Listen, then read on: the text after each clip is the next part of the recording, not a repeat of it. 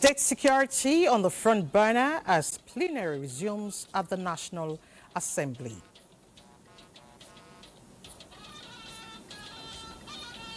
President Bola Ahmed Tinubu is serious about the peace of Nigeria.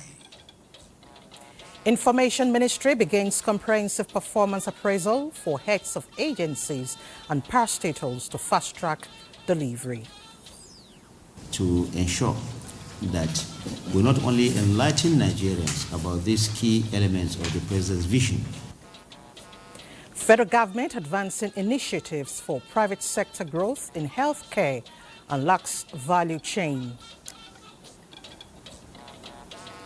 Yes, we want to partner with you and to be. Hello and welcome to the Network News on NTA. I'm Elizabeth Omori. Hingino John Adams will be reading from Lagos. Benny Adams, our busy businessman, is always ready with business reports. Benny?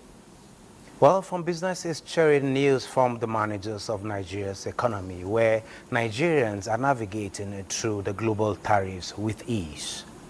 All right, and Bade Adeleye has the thrills of sports. Bade. Well, Elizabeth, 50 minutes or thereabouts from now, we'll get to know the first finalist of this year's UEFA Champions League, with Inter up against Barcelona.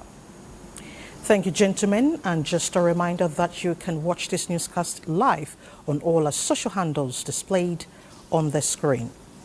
Now the news. The recent spate of defections into the central ruling party, the All Progressives Congress, APC, has been attributed to the leadership quality and performance of President Bola Tinubu. Nasarawa State Governor Abdullahi Sule said this in an interview with State House correspondents after his meeting with the president. The governor, who acknowledged that the social and economic reforms of the president are yielding tangible results, said this is also leading to more popularity for the APC.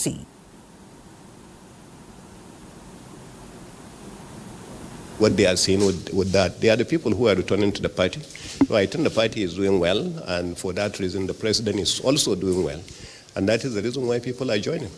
I don't believe, by the slightest of imagination, that we are going to be a one-party state. There is no way we can be a one-party state, but every party wants to be the dominant party. Every party wants to win elections. Every party wants to be able to give back to society and to give back to the people. And I think that's what our party is doing. No matter what happens, there are people who are going to be in another party. And actually, we don't even want Nigeria to be a one-party state. We just want to be the dominant party. We just want to be the winning party. We just want to be the party with the... If we can win 90% of the votes, okay, that's it. The other parties can win 10% of the vote.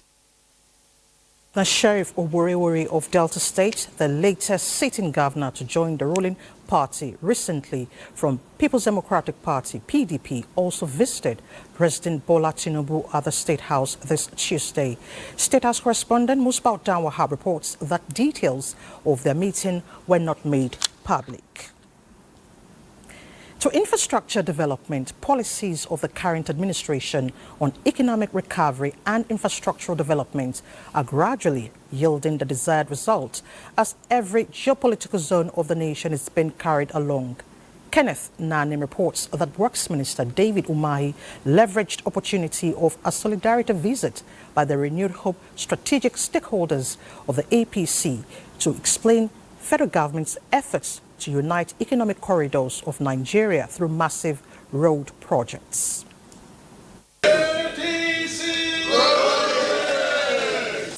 Though united by the progressive mantra, the issues on the front burner here are of national interest.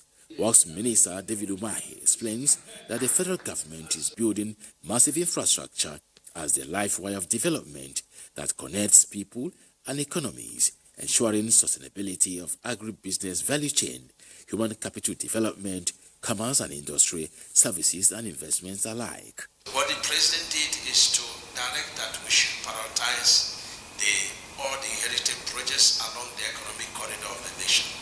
And we came up with about 440, to give life to.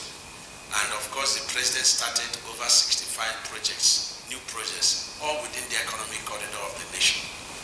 And you start with the 4 legacy projects, and I've always said that the 4 legacy projects are not just road and bridges, projects. They are investments. To ensure quality work is delivered to Nigerians, especially those at the state and community levels, adequate supervision of the projects is key, and the party chieftains therefore seek partnership with the ministry. I've always watched how you get to sites, and where you are not satisfied with the contractors, you take immediate action. Your Excellency, we want to be the catalyst towards those actions. Urging Nigerians to support President Bola Tinubu's administration and his commitment towards Nigeria's unity and economic resuscitation. Kenneth Nanim, NTA News. Now to activities on the floor of the National Assembly. The Senate has resolved to organize a national security summit involving delegates from all tiers of government, traditional institutions, civil society organizations, security experts and other Nigerians to find solutions to the challenges of insecurity in the country. The Committee on Finance also laid its report on the tax reform bills for consideration and passage as plenary resumes. National Assembly correspondent Lami Ali brings us details. Resuming plenary with renewed energy, the lawmakers wasted no time in adopting resolutions, among which is the convening of a fact-finding national security summit, as requested by Senator Jimoh Ibrahim and 3 others in a motion calling for a way out of the current security situation, which is becoming a threat to the economy. No country will allow a citizen to understand security by living with insecurity. We must eradicate insecurity. Another very important issue is to have a state police. We have attempted various forms in terms of solutions, and they have not given the desired results. There is nothing that stops us from continuing to explore all means. So we will discuss the issue of recruitment, because I believe that the security operatives are as good as their training. We also have to look at the strength of the fighting forces in the country. Are they sufficient to combat the rising insecurity? Also adopted is the motion from Senator Kawu Sumaila on the killing of travelers in Uromi, Edo State, and that of Senator Anthony Siakayaru in relation to the tragic Easter Monday incident in Billeri, Gombe State, which left scores dead. Encourages the governor of Edo to expedite the ongoing investigation, ensure the prosecution of those found culpable, and facilitate prompt payment of adequate compensation for the brave families. There's a bill before us which is intended to regulate the affairs of hunters. You have hunters in every part of the world. You have hunters. So I think there's a need we pass that bill so that we can regulate their affairs. Urge the Nigerian Police and the Federal Road Safety Commission, as well as other relevant security agencies, to provide adequate security and ensure strict adherence to road safety measures to forestall future occurrence. A minute silence was observed for the victims. Senate is set to pass the tax reform bills as the Committee on Finance laid the report for consideration. Senate has, in the meantime, set up an ad hoc committee chaired by the Senate leader, Ukpeyemi Bamidele, to oversight the activities of the sole administrator of Rivers State. President of the Senate, while welcoming members of the Red Chamber from the 5 weeks of break, reaffirmed the commitments of lawmakers to support the executive on reforms in the economic, security, education and other sectors for the peace and progress of Nigeria. From the National Assembly, Lami Ali, NTA News. Meanwhile, plenary has resumed at the House of Representatives, where a resolution was passed to investigate the resurgence of terrorist activities in the northeast geopolitical zone and other parts of the country. The House also received the 2025 Federal Capital Territory budget proposal of 1.78 trillion naira, transmitted by President Bola Tinubu. National Assembly correspondent Mitari Ikmen reports. Lawmakers resume plenary with renewed vigor to legislate on critical issues affecting Nigerians. Speaker Tajuddin Abbas indicates that the coming weeks will be busy as the House accelerates action on constitution review, concurrence with Senate on tax reform bills, flood emergency preparedness, and oversight of the state of emergency in Rivers State. There was a resolution for decisive military onslaught against terrorist activities in the northeast. To investigate the cause of fire incident at Giwa Barracks, Amobi, and report back to the House for immediate action. This is unacceptable, Mr. Speaker. We must stand up and find a way of bringing this issue of insecurity to order. We don't have enough personnel in these communities. If you go to Kalabalge, we have handful of them. It is the civilian JTF and the hunters and the rest that are complementing the airport. We lost so many constituents because Boko Haram is using armed drones. Let it be on record. They are using armed drones, weaponized drones, which the Nigerian army is not using. The House unequivocally condemns these attacks on innocent citizens. We acknowledge the need for renewed investment in security intelligence. The Federal Capital Territory's 2025 budget proposal of 1.78 trillion naira submitted by President Tinubu targets completion of ongoing projects and provision of social amenities for the territory's swelling population. The 2025 FCT budget proposal prioritizes investment in healthcare services, job creation, youth empowerment, social welfare services, education, infrastructure, as well as increasing productivity in agriculture. The House witnessed another round of defections as 6 lawmakers from Delta State announced resignation from the PDP to join the APC, while 2 Labour Party lawmakers from Enugu State also defected to the PDP. From the National Assembly, Mitaire Ikben, NTA News. In another news, the Minister of Information and National Orientation, Mohammed Idris, has commenced a comprehensive appraisal of the performance bonds he signed with heads of agencies and parastatals under his watch to fast-track delivery. During one of such engagements, the government's spokesman assured that the 8-point agenda of the federal government is impactful. Sali Ogwanara reports. Since inception, the administration of President Bola Tinubu has developed a structured agenda to achieve a renewed hope initiative by all ministries, departments, and agencies with a tracking system to ensure compliance. This tracking system is being managed by the Central Result Coordinating Unit. As the administration approaches mid-term, heads of agencies under the Ministry of Information and National Orientation, as key drivers of the policies, are here to rub minds with their supervisor on the journey so far. The President has 8 key priority areas that is guiding his vision for Nigeria in the first term of his administration.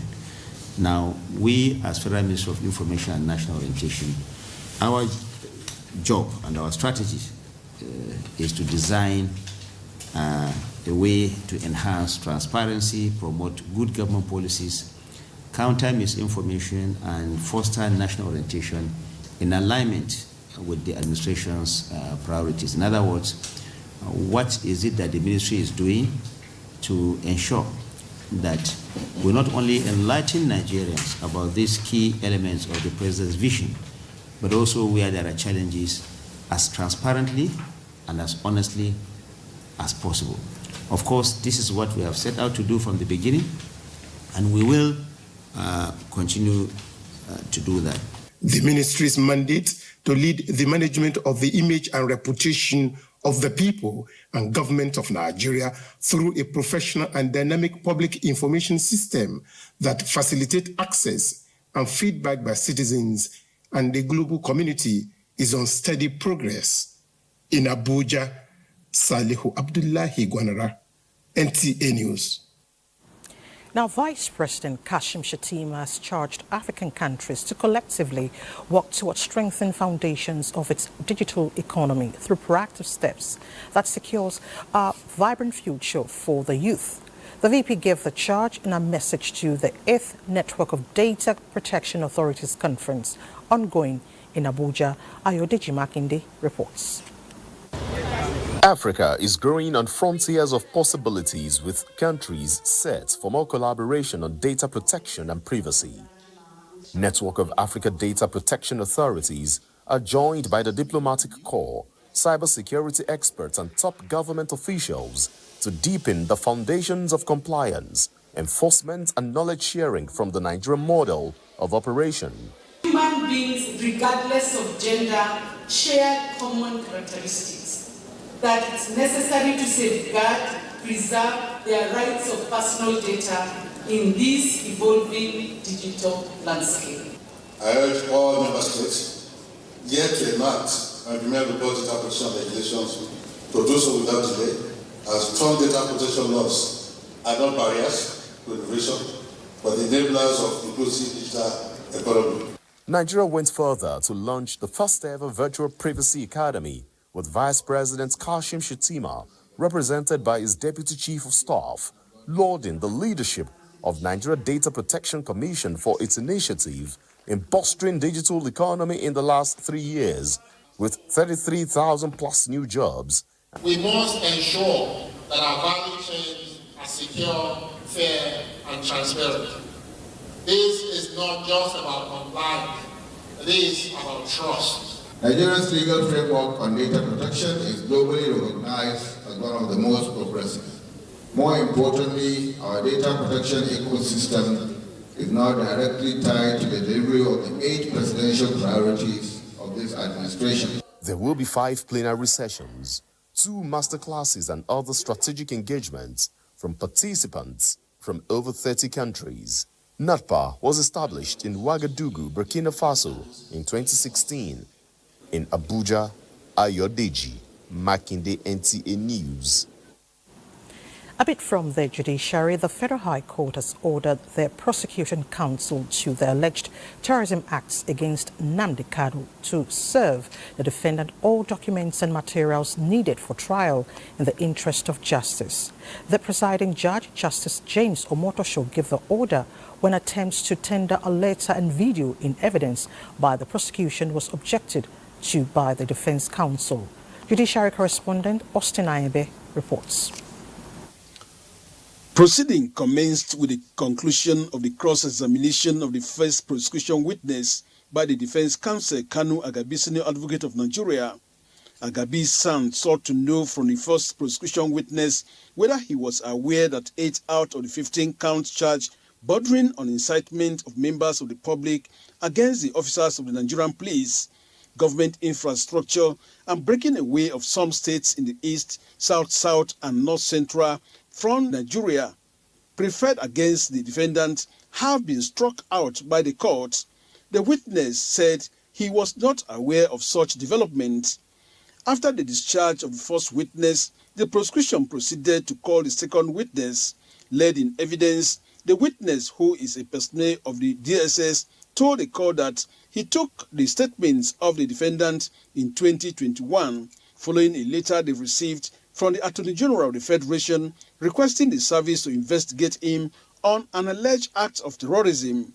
He said the interview was conducted in the presence of his counsel and some directors of the DSS. The witness said the defendant in the interview admitted to be the leader of IPOP and ESN, as well as the founder of Radio Biafra, which was not registered by the Nigerian government. The prosecution counsel Adegboyega Awomolo, Senior Advocate of Nigeria, proceeded to tender the letter from the Attorney General of the Federation and the audiovisual recording of the said interview, but were objected to by the lead counsel, Kanu Agabi, Senior Advocate of Nigeria. The defense counsel said the materials sought to be tendered were not on the list of documents pleaded, more so that they were not served. Justice James Omotosho upheld the objection of the defense counsel and directed the prosecution to serve the defendant all the documents and materials that are to be used as evidence in the case in the interest of justice. The documents they wanted to rely on were not served on the defense. And indeed, the court doesn't even have copy. So the court agreed to their suggested adjournment for tomorrow. The case continues Wednesday, 7th May 2025 for continuation of examination in chief of the second prosecution witness. Meanwhile, the court barred one of the relatives of the defendant from attending 3 consecutive sittings for streaming live the court proceedings. In Abuja, Austin Anyebe, NTA News. Meanwhile, a case instituted by the Economic and Financial Crimes Commission against former Kogi State Governor Yahaya Bello has been stalled before a High Court of FCT, Maitama, Abuja. Although the defendant was present in court for continuation of his trial, presiding judge Justice Mary Ann Anene was absent as she was said to be indisposed. No date has been fixed for the trial to continue. Similarly, former governor of the Central Bank of Nigeria, Governor Godwin Emefiele, was present in court in continuation of his trial, which was also stalled for same reason. Emefiele has been prosecuted by the EFCC over his allegation that he unlawfully printed new notes without authorization. You're watching the Network News on NTA. It's time to take a break. The news continues shortly. Glad to know you're still there. The federal government is improving business environment to make it more conducive for business owners operating in the country within the ambit of a strong legal system to enhance business operations. Attorney General of the Federation and Minister of Justice Lateef Fagbemi SAN said this at the National Dialogue on Advancing Business and Human Rights in Nigeria. The minister revealed government's plan for wholesale and inclusive implementation of the action plan, with positive results already been observed in the strong bond between government and civil society, with Nigeria being a reference point for responsible business conduct. In business operations and empower communities, particularly those most vulnerable to rights violations, to actively participate in decisions that affect their lives and livelihoods. The approval by the Federal Executive Council and the adoption of the National Action Plan on Business and Human Rights marked a defining moment in our national journey to ensuring that economic development and business environment in our country are anchored on respect for human rights and the dignity of all. The National Action Plan on Business and Human Rights is not just a technical tool. It is a national commitment to protect human dignity. Is expected to strengthen stakeholders' collaboration for effective business and human rights implementation. And for more on business, let's join our busy businessman, Benny. Benny? Thank you, Elizabeth. And talking business, now with more tariffs coming from the United States White House, how is the world coping? And by extension, Nigeria. Let's hear from the managers of the economy. It is the resilience that has been created by the macroeconomic reforms that stabilize the economy that have allowed us to cope with the recent introduction of reciprocal tariffs in America and the turbulence that has caused. In the MSME space believe that to succeed as a young startup, it takes more than just finance, as many keep thinking. We're here to make you understand some of these government policies that we think is killing it. No, not at all. Even to understand the possible laws and friendly ways you can impact or you can invent your business and make success. It's not all about finance though. One, the ability to identify the problem and see opportunity in that problem. We are creating a solution where they can have 24/7 electricity on an affordable price and also do climate action at the same time, where they stop diesel and solve the energy poverty.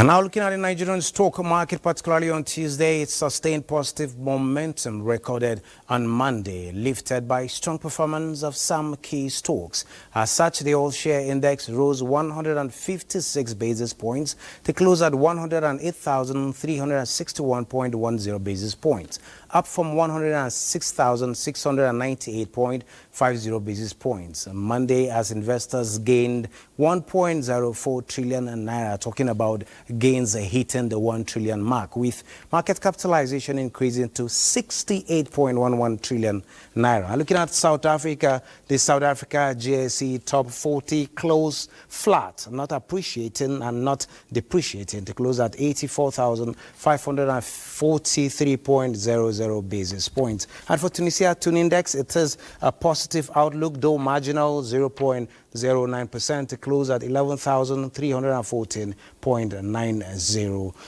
basis points. Looking at the numbers, you know that Nigeria is actually being resilient compared to its peers around Africa. That is it on business at this time. Elizabeth, you can take it from here. Thank you so much, Benny.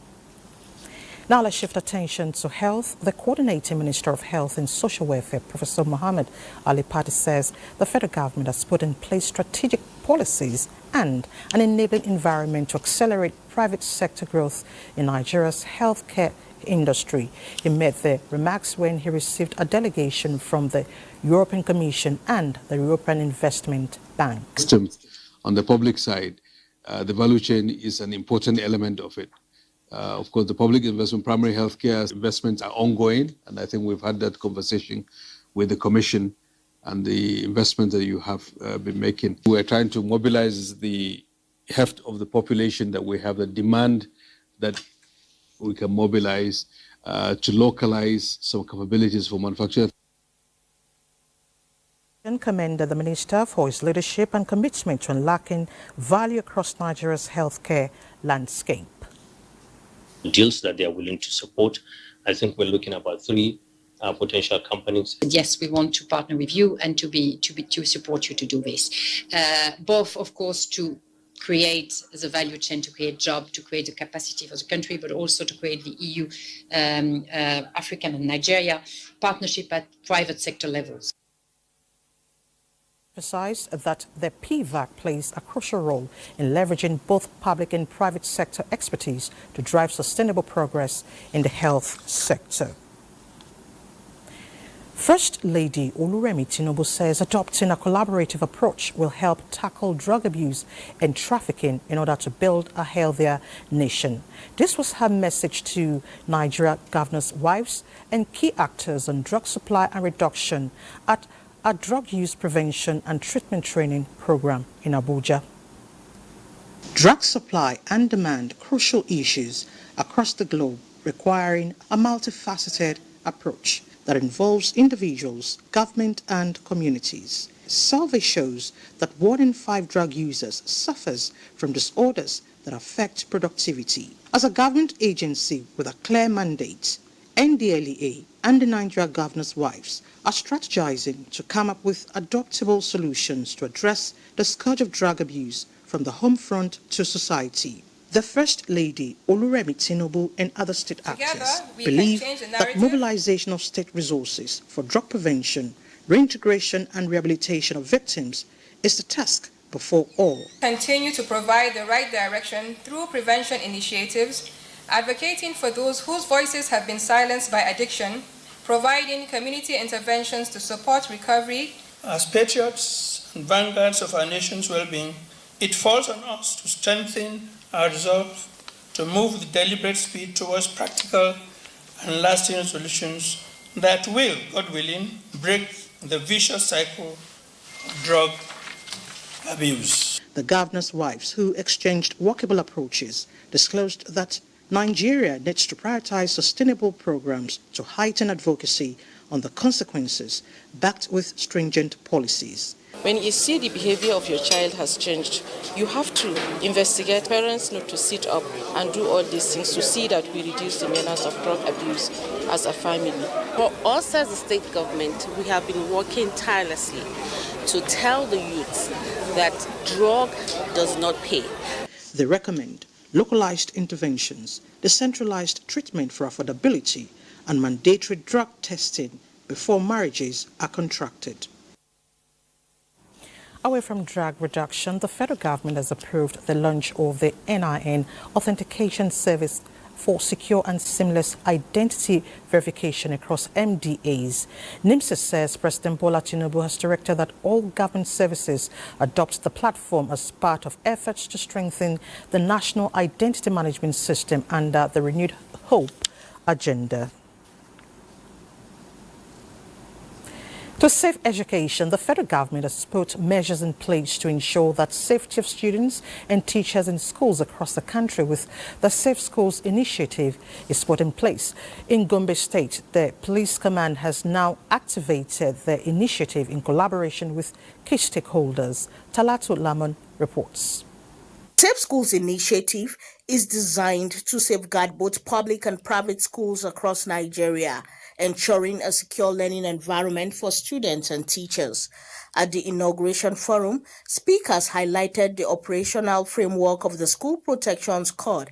The initiative aims to strengthen security, prevent threats, and ensure swift responses to emergency. The security of our schools determines the security of our future. In this regard, the schools must be protected against all possible threats. The task of securing our schools cannot be left to the security agencies alone.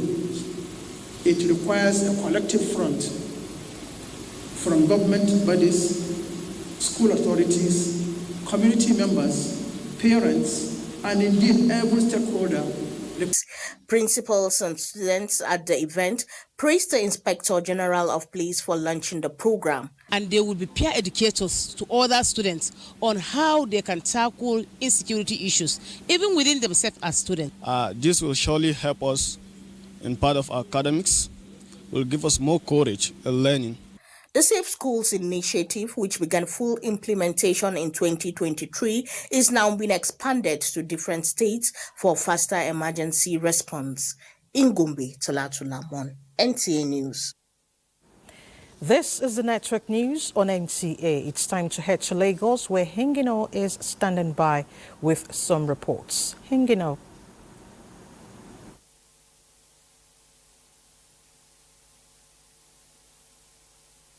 Elizabeth, and welcome to Lagos.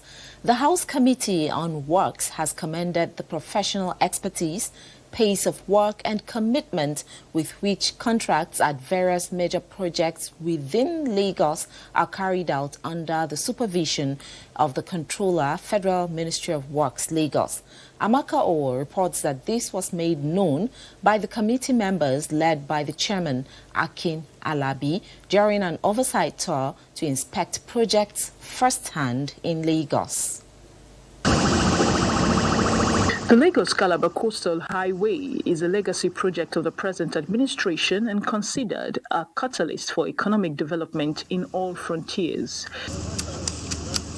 This is why the House Committee on Works, led by its chairman, Akin Alabi, in company of the Controller, Federal Ministry of Works, Lagos, Olukorede Keisha and her team, had an inspection of the nearly completed 22-kilometer section of the road. As for this, I'm super impressed. And we don't need to give any substandard job to the federal government of Nigeria. They made a brief stop at the Independence Bridge and had a thorough inspection of the over 3-kilometer shoreline protection project along Outer Marina axis, which was last constructed 4 decades ago. With what we're doing here now, the lifespan of this road now has increased by more than 25 years.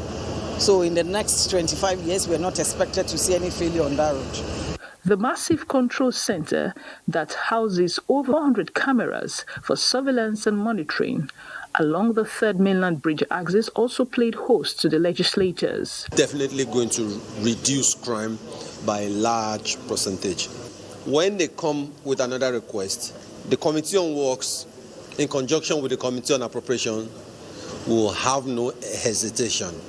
We will support them and appropriate good money to complete the project. Satisfied with the stage of the project, the House Committee on Works urged the contractors not to relent as they promise to support the ongoing projects through their legislative roles. The chairman of the committee also called for adequate sensitization of Lagosians ahead of closure of the Marine Bridge.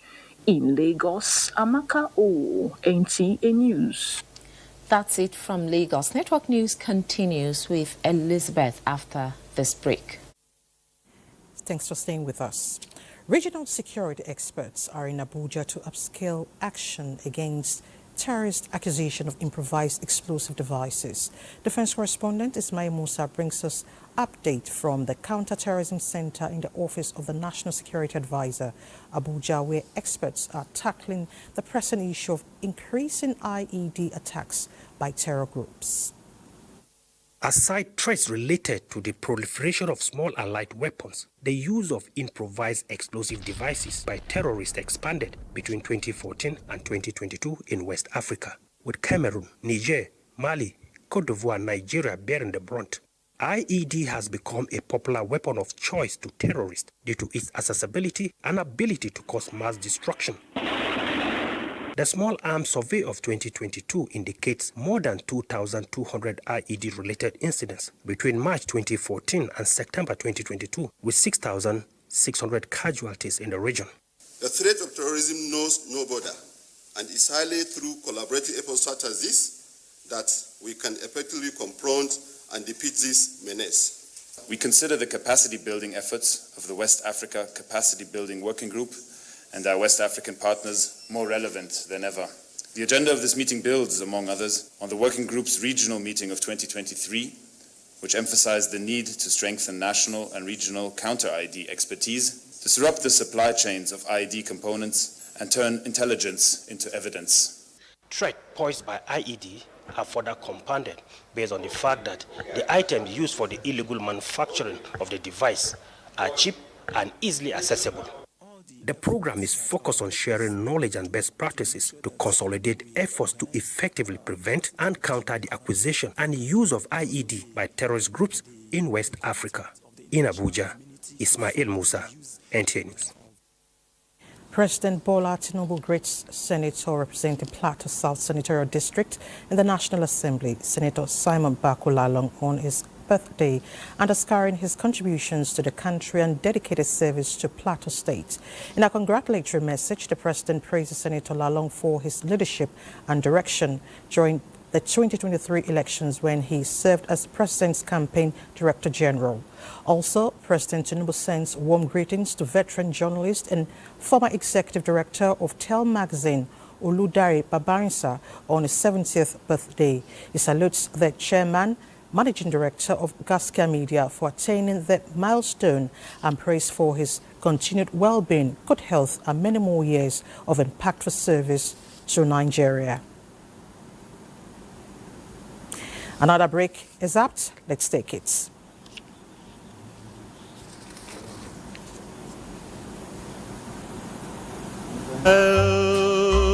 Fly away, oh glory. We, the family of Chief Edwin Clark from Kiabodo in Burutu local government area of Delta State, cordially invite you to the funeral of our late father, icon and leader, Chief Edwin Clark, OFR, CON. Program of events, Wednesday, 7th May 2025, Memorial Lecture and Tributes. Venue, NAF Conference Center and Suites, Plot 307, Amadou Bello Way, Abuja at 11 a.m. Thursday, 8 May 2025, validatory session. Venue, Senate Chambers, National Assembly Complex, Abuja at 11 a.m. Friday, 10th May 2025, wrestling contest. Venue, Yenogwa at 10 a.m. Service of songs. Venue, St. James Anglican Church, Asokoro, number 39, Haile Selassie Street, Asokoro, Abuja at 5 p.m. Candlelight Memorial. Venue, number 43, Hills Selassie Street, Asokoro, Abuja at 7 p.m. Sunday, 11th May 2025, service of songs. Venue, Royal House of Grace International Church, Port Harcourt at 4 p.m. Monday, 12th May 2025, commendation service. Venue, National Christian Center, Abuja at 8 a.m. Valedictory court session. Venue, High Court of Justice, Warri, Delta State at 10 a.m. 10:30 a.m. Body departs from Abuja to Yenagoa, Bayelsa State. 1:30 to 2:30 p.m. Commendation service at Ijo House, Yenagoa, Bayelsa State. 2:30 p.m. Body departs to Warri, Delta State. 6:30 p.m. Lying in state at number 5 Swamp Road, GRA, Warri, Delta State. 7:30 p.m. Body departs to Kiagbodo Town, Delta State. Service of songs and all-night vigil at Kiagbodo Town, Delta State. Tuesday, 13th May 2025, 10 a.m. to 10:30 a.m. Lying in state at Edwin Clark University, Kiagbodo Town, Delta State. 10:30 to 11 a.m. Commendation service at Edwin Clark University, Kiagbodo, Delta State. 10 a.m. Funeral service. 1 p.m. Reception. 5 p.m. Interment. All-night vigil. Saturday, 17th May 2025, Novelty Football Match. Team Clark, Izon, Urobo and Ishekiri versus rest of Nigeria. Venue, Main Grammar School Field, Kiagbodo Town at 4 p.m. Sunday, 18th May 2025, Thanksgiving service. Signed, Reynolds Dagogu Jock, Chairman, Pandev Burial Committee, and Mr. Panaway's son for the family. I'll fly away. Quick news on NTA, and next is Sports Update with Bade Adile. Bade. Many thanks, Elizabeth. Now, a two-day capacity building workshop for sports officers and professionals of the National Sports Commission is ongoing at the Moshood Abiola National Stadium in Abuja. The workshop was declared open Tuesday by the chairman, National Sports Commission, Shehu Diko, who revealed that it came as part of the Commission's efforts to equip the participants with the needed capacity to deliver on the Renewed Hope initiative for Nigerian sports economy, while also being intimated with international best practices in their fields. The main objective is that we're training our middle officers, who are the key stakeholders in what we are trying to do, because they are the ones implementing the policies and the decision and the vision. So we are bringing them together so we can have a conversation, and then they can be able to also understand more the vision of Mr. President and that we are trying to implement. With 10 days to the 22nd National Sports Festival in Ogun State, the Torch of Unity for the Games continues its tour of the southern part of Nigeria, touching down in Asaba, the Delta State capital. Deputy Governor Monday Onyeme was on hand to receive the torch, expressing confidence in Team Delta's readiness to successfully defend the crown they won on home soil in 2022. Delta State has consistently remained at the forefront of sporting excellence in Nigeria. We are immensely proud of our legacy, hosting and triumphantly winning the 2022 edition of the National Sports Festival.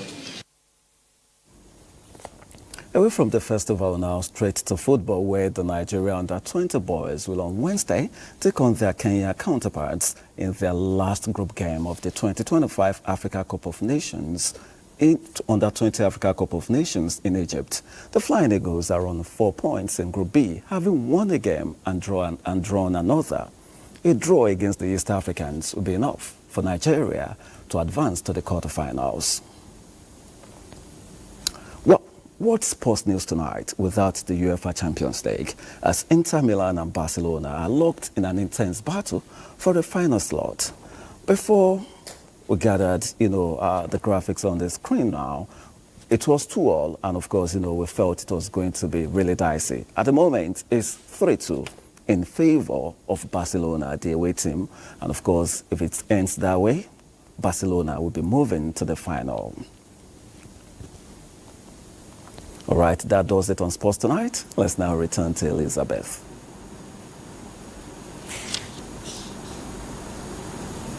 Thank you so much, Badi, for the updates. President Bola Tinubu sends condolences to the people of Plateau State in Governor Caleb Mutfwang on the passing of Professor Sonny Gwanle Chiuden, a former deputy governor of the state. Professor Chiuden died at the age of 74.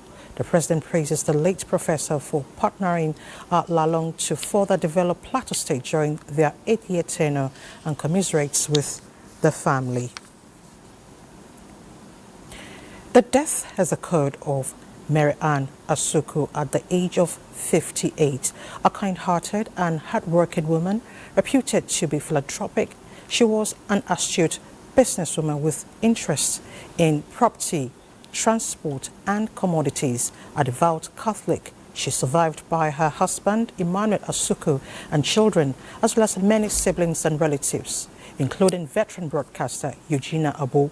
A vigil mass and a night of tributes will hold on the 7th of May 2025. The funeral service will be at the St. John Paul II Catholic Church, Guzapi, Abuja, on the 8th of May 2025.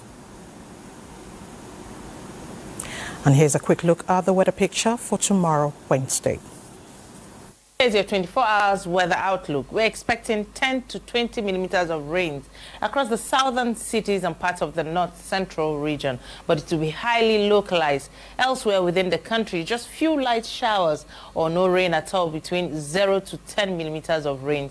Temperatures will continue to rise over the north and parts of the central region, so do stay hydrated and avoid prolonged heat exposure. We expect around 39 to 44 degrees Celsius over the northern region, 34 to 38 over the central, while 29 to 33 degrees Celsius across the southern parts of the country. Now a closer look. Morning thunderstorms are likely in parts of Cross River, Akwa Ibom, some parts of Bayelsa and River State. By late afternoon into evening, rain chances increases across the southwest, some parts of the southeastern region, the southern part of Adamawa, Kogi, some parts of Taraba, Nasarawa Plateau, and the Federal Capital Territory. And that's your weather update. Stay safe and keep an umbrella handy. Thank you for watching.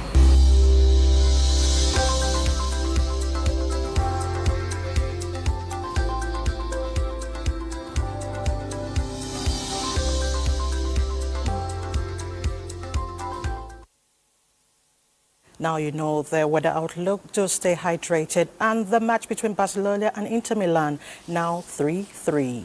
And that's the news. Thank you so much for watching. I'm Elizabeth Omori.